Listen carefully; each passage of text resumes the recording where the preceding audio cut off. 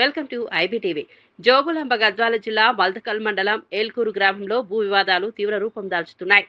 ఇనాం భూముల సమస్యలు సంవత్సరాలుగా పరిష్కారం కాకపోవడంతో గ్రామస్తులు ఆందోళన వ్యక్తం చేస్తున్నారు. 2009కి ముందు చేతిరాతల ద్వారా జరిగిన రికార్డు మార్పిడి, తర్వాత ఆన్లైన్ నమోదు ప్రక్రియ జరిగిన లోపాల వల్ల ప్రస్తుతం నిజమైన యజమానులు ఇబ్బందులు ఎదుర్కొంటున్నారని తెలిపారు. ఒకరి వద్ద భూమి ఉండగా రికార్డుల్లో మరొకరి పేరు ఉండటంతో వివాదాలు పెరుగుతున్నాయని గ్రామస్తులు చెప్పారు.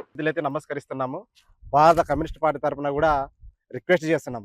అయ్యా, మన దేశానికి, మన భారతదేశానికి స్వాతంత్రం వచ్చి దాదాపు 80 సంవత్సరాలు గడుస్తున్న ఇగో మా ఎల్కూరు గ్రామంలో ఉన్న ఈ ఎద్దుల కల్లాల దొడ్లు దాదాపు ఒకప్పుడు డబ్బు లేని సమయంలో, అంటే కంప్యూటర్ లేని సమయంలో, పెన్ను లేని సమయంలో, పేపర్ లేని సమయంలో ఆ రోజు ఈ ఆస్తులను నోటి మాటలకు కొన్నారు. అంటే కొంతమంది నోటి మాటలకు కొని వస్తు మార్పిడి పద్ధతి ద్వారా, అంటే నా దగ్గర పలాని వస్తువు ఉంది, నీకు ఇస్తా, నీ దగ్గర ఉన్న వస్తువు నాకు ఇవ్వు అని ఒకప్పుడు ఈ వస్తు మార్పిడి పద్ధతి ఉండేది కదా, డబ్బు లేని కాలంలో, ఒక 100 సంవత్సరాల కింద అనుకోండి. అలాంటి సమయంలో ఈ ఎద్దుల కలాల దొడ్లను కొనడం జరిగింది. అప్పుడు మేము అప్పుడు నోటి మాటలకు విలువ ఎక్కువ. ఈ రాతలు లేవు, చేతలు లేవు, కంప్యూటర్ లేవు, ఇవన్నీ రిజిస్ట్రేషన్ లేవు, ఏం లేవు. ఆ కాలాన మరి దొడ్లను కొన్నారు. అప్పుడు మా నాది కావచ్చు, చాలామంది మా ఎల్కూరు గ్రామంలో వందల మంది ఉన్నాయి ఈ సమస్యలు, ఎద్దుల కల్లాల దొడ్ల సమస్యలు. ఆ రోజు నోటి మాటలకు ఆస్తులు కొన్నారు. మరి ఇక మా తాత మనదే అనుకున్నాడు, మా నాయన మనదే అనుకున్నాడు. ఇప్పుడు నేను కూడా నాదే అనుకుంటున్నా, మాదే అనుకుంటున్నా. కానీ కాలక్రమేణా కంప్యూటర్ యుగం వచ్చేసరికి మాదే అంటూ మేము కాముగా మా పని మేము చేసుకుంటున్నాము. కానీ కొంతమంది ఆ రోజు మా తాతలది ఆస్తి, మా నాయనలది ఆస్తి అని చెప్పి వాళ్ళు రికార్డు చేంజ్ చేసుకొని ఈరోజు మా లాంటి వాళ్ళతో కొంతమందితో డబ్బులు డిమాండ్ చేస్తూ, వాళ్ళు కొంతమందిని భయభ్రాంతులకు గురి చేస్తూ ఆ ఆస్తులను లాక్కుంటున్నారు. వాస్తవానికి భూమి ఎవరి తాత సొత్తు కాదు భూమి. ఈ భూమిని ఎవరు తయారు చేయలే కదా. అప్పుడు ఏదో కొంతమంది తెలివున్న వాళ్ళు పొలాలను, ఆస్తులను పట్టుకున్నారు అంతే తప్ప ఎవరిది కాదు ఇది భూమి. ఈ భూమి మీద ప్రతి ఒక్కరికి హక్కు ఉంది. కాబట్టి ఇలాంటి సమస్యలు, ఈ ఎద్దుల కల్లాల దొడ్ల సమస్యలు, అలాగే మా ఎల్కూరు గ్రామంలో ముఖ్యంగా ఇనాం భూముల సమస్యలు కూడా ఉన్నాయి. 100 ఎకరాలు, దాదాపు 200-300 ఎకరాలు ఉంటాయి. మరి ఆ ఇనాం భూమికి సంబంధించి కూడా ప్రభుత్వమే ఓఆర్‌సీ జారీ చేయాల.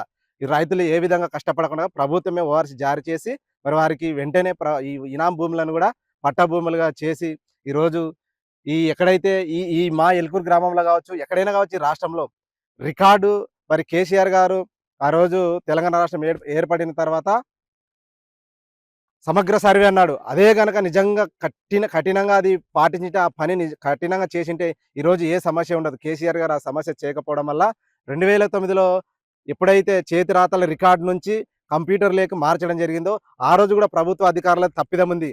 అదే రోజు 2009 సంవత్సరంలో అదే రోజు ఊరూరు తిరిగి, గ్రామాన తిరిగి ఎవరిది ఏ ప్లాటు, ఎవరిది ఏ దొడ్డి, ఎవరి ఏ చేను, ఎవరిది ఏ కళ్ళము, ఎవరిది ఏ ఆస్తి అని అన్ని పూర్తి వివరాలతో రికార్డు చేసి ఈరోజు కంప్యూటర్లు ఎక్కించింటే ఈరోజు సమస్యలు వచ్చిండే కాదు. ఆ రోజు ప్రభుత్వ అధికారులు, ప్రభుత్వాలు చేసిన తప్పిదాల వల్ల ఈరోజు ఎంతోమంది కోర్టులలో కేసులు వేసుకుంటూ, గొడవలు పడుతూ, మనస్పార్థాలు చెందుతూ, బంధాలు దూరం అవుతూ, చివరికి మనుషులను చంపుకునే స్టేజ్కి వచ్చినారు. కాబట్టి ఇప్పటికైనా ప్రతి ఒక్కరూ ప్రభుత్వాలు కనికరించి వెంటనే ఇలాంటి సమస్యల్ని పరిష్కరించాలని భారత కమ్యూనిస్ట్ పార్టీ తరఫున డిమాండ్ చేస్తున్నాము. లేని ఎడల అయ్యా ప్రజలారా చూడని మీరే, 80 సంవత్సరాలైంది దేశానికి స్వాతంత్రం వచ్చి, మరి ఇలాంటి సమస్యల గురించి ఎవరు ఆలోచించడం లేదు. కేవలం వాళ్ళ అధికారంలోకి రావాలా, నేను ఎమ్మెల్యే కావాలా, నేను ముఖ్యమంత్రి కావాలా, నా పార్టీ అధికారంలోకి రావాలనే అనే ఆలోచనలు కొంతమందికి ఉన్నాయి. మరి భవిష్యత్తులో కమ్యూనిస్ట్ పార్టీ కూడా ప్రతి నియోజకవర్గంలో, ఈ తెలంగాణ రాష్ట్రంలో కావచ్చు, ఈ తెలుగు రాష్ట్రాల్లో కావచ్చు, భవిష్యత్తులో ఖచ్చితంగా పోటీ చేయాలనే ఆలోచనలో ఉంది. కాబట్టి ప్రజలు సహకరించి ఒక్కసారి పార్టీ కోసం కాదు, ప్రజా సమస్యల కోసం, ఈ తెలంగాణ రాష్ట్రంలో ఉన్న సమస్యల కోసం ఒక్కసారి అధికారం ఇవ్వండి. మరి ఇలాంటి ఎల్కూరు గ్రామంలో ఉన్న సమస్యలు ఏవైనా కావచ్చు, ఇలాంటి సమస్యలు గ్రామంలోనే కాదు, ఇక్కడ ఎల్కూరు గ్రామంలోనే కాదు, ఈ దేశంలో, ఈ రాష్ట్రంలో ఎక్కడైనా సరే ఇలాంటి సమస్యలను ఒక్క 5 సంవత్సరాలని సమస్యలు పరిష్కారం చేస్తానని చెప్పి సందర్భంగా అందరిని రిక్వెస్ట్ చేస్తూ ప్రభుత్వ అధికారులను విన్నపించుకుంటున్నాను. దయచేసి సమస్యలను వెంటనే పరిష్కరించండి.